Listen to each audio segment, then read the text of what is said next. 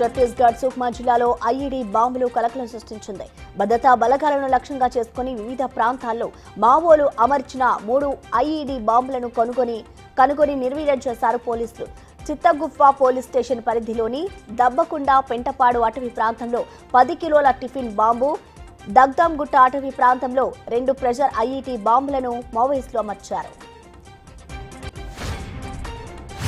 Choreographer Johnny master పై లైంగిక వేధింపుల case నమోదైన నేపథ్యంలో నటి పూనం కౌర్ ఇంట్రెస్టింగ్ ట్వీట్ చేశారు. త్రివిక్రమ్ మీద ఇచ్చిన ఫిర్యాదును తీసుకుని ఉంటే తనతో పాటు ఎంతో మందికి రాజకీయ ఇబ్బందులు తప్పేవని పూనం కౌర్ ట్వీట్లో పేర్కొన్నారు. కానీ తనను కావాలనే పక్కకు తప్పించారని చెప్పుకొచ్చారు. ఇండస్ట్రీలోని పెద్దలందరికీ ఫిర్యాదు చేశారన్న పూనం కౌర్ ఇండస్ట్రీ పెద్దలు డైరెక్టర్ త్రివిక్రమ్ ను ప్రశ్నించాలని డిమాండ్ చేశారు. సిజేఐ చంద్రచూడ్ ఇంట్లో గణపతి పూజ చేయడంపై విపక్ష పార్టీలు చేస్తున్న విమర్శలకు కౌంటర్ ఇచ్చారు ప్రధాని నరేంద్ర మోడీ. దేశాన్ని విభజించాలనుకునే వారే గణపతి పూజను వ్యతిరేకిస్తారంటూ విరుచుకుపడ్డారు.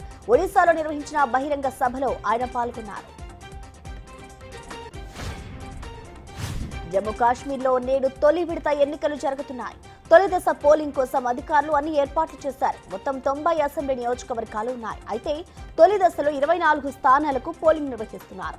219 మంది అభ్యర్థులు పోటీ పడుతున్నారు. 23 లక్షల మంది ఓటు హక్కును వినియోగించుకున్నారు.